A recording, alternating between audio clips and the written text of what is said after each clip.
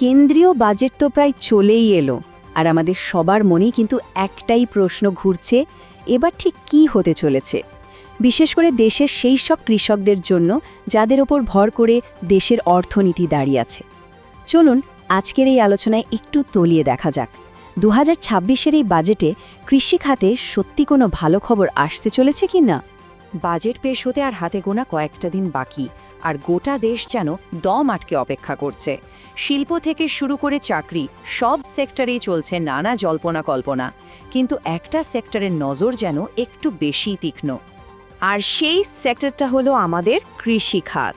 দেশের লক্ষ লক্ষ কৃষক অধীর আগ্রহে তাকিয়ে আছেন বাজেটের দিকে। কারণটা খুব সহজ, একদিকে প্রকৃতির খামখেয়ালিপনা, তো অন্যদিকে বাজারের অনিশ্চয়তা। সব মিলিয়ে খাতটা এখন বেশ কঠিন সময়ের মধ্যে দিয়ে যাচ্ছে। তো চলুন বিষয়টার আর একটু গভীরে ঢোকা যাক। মঞ্চে তো একদম প্রস্তুত, আর স্পটলাইটটা এখন অর্থমন্ত্রী নির্মলা সীতারামনের দিকে। দেশের অর্থনীতির আগামী দিনের পথটা তিনিই ঠিক করতে চলেছেন। সময় কিন্তু খুব বেশি নেই। এই যে 1 ফেব্রুয়ারি বাজেট পেশ হবে, মানে ফাইনাল কাউন্টডাউন কিন্তু অলরেডি স্টার্ট হয়ে গেছে। আর সময় যত এগোচ্ছে প্রত্যাশার পারদটাও কিন্তু ততই চড়ছে। আচ্ছা, তাহলে এখন প্রশ্ন হলো, কৃষি খাতের আসল ছবিটা ঠিক কি? আমরা সবাই জানি এটা আমাদের অর্থনীতির শিরদাঁড়া, কিন্তু জানেন কি এর মধ্যে একটা অদ্ভুত প্যারাডক্স বা বিরোধাভাস লুকিয়ে আছে। কি সেটা? এই সংখ্যাটার দিকে একবার তাকান, 17%। মানে দেশের মোট জিডিপিতে কৃষির অবদান প্রায় 17%। সহজ করে বললে দেশের মোট আয়ের প্রতি 100 টাকার মধ্যে 17 টাকাই কিন্তু আসছে এই কৃষি থেকে। বুঝতেই পারছেন এর গুরুত্ব ঠিক কতটা। কিন্তু আসল সমস্যাটা বা বিরোধাভাসটা ঠিক এখানেই। জিডিপিতে এত বড় একটা কন্ট্রিবিউশন, অথচ এই সেক্টরটার নিজের গ্রোথ রেট মানে বৃদ্ধির হার তেমন আশার আলো দেখাচ্ছে না। পরিকাঠামো এখনও দুর্বল, বাজার কখন কীরকম আচরণ করবে তার ঠিক নেই, আর এই সব কিছু মিলিয়েই কিন্তু গ্রোথটা আটকে আছে। তাহলে এর থেকে বেরোনোর উপায় কি? আচ্ছা, এই নিয়ে NCDEX এর এমডি ও সিইও ডক্টর অরুণ রাস্তে একটা বেশ স্পষ্ট রোডম্যাপ দিয়েছেন। চলুন দেখে নিই উনি ঠিক কী করতে বলছেন। ডক্টর রাস্তের কথাটা কিন্তু খুব সোজা সাপটা। উনি বলছেন সরকারকে দুটো দিকে ফোকাস করতেই হবে।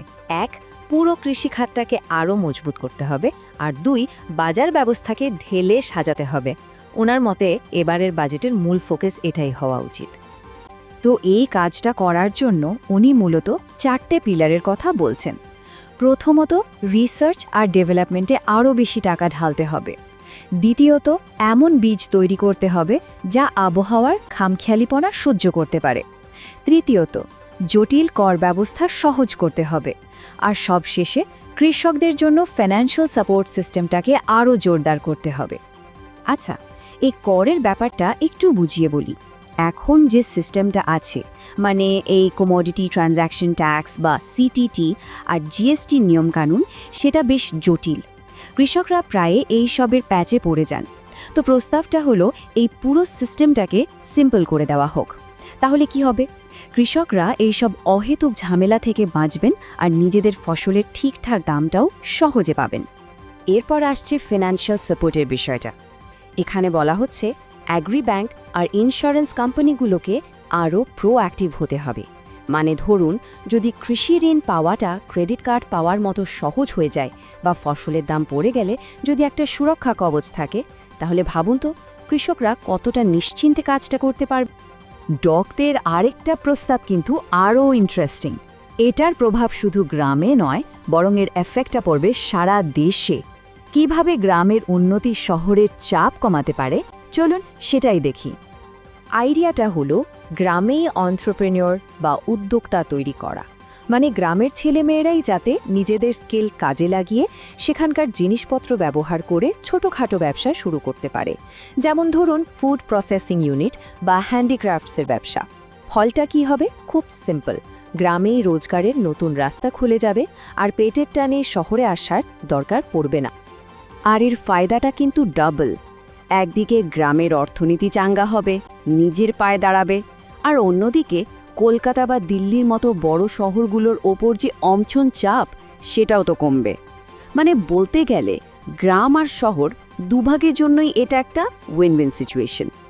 তো এত সব আলোচনা, এত প্রস্তাব, কিন্তু দিনের শেষে প্রশ্নটা কিন্তু একটাই, এই সব আশা প্রত্যাশা কি আদৌ পূরণ হবে? এবারের বাজেট কি সত্যি পারবে দেশের কোটি কোটি কৃষকের মুখে হাসি ফোটাতে? এর উত্তরটা জানতে হলে আমাদের সবাইকে কিন্তু 1 ফেব্রুয়ারি পর্যন্ত অপেক্ষা করতেই হবে।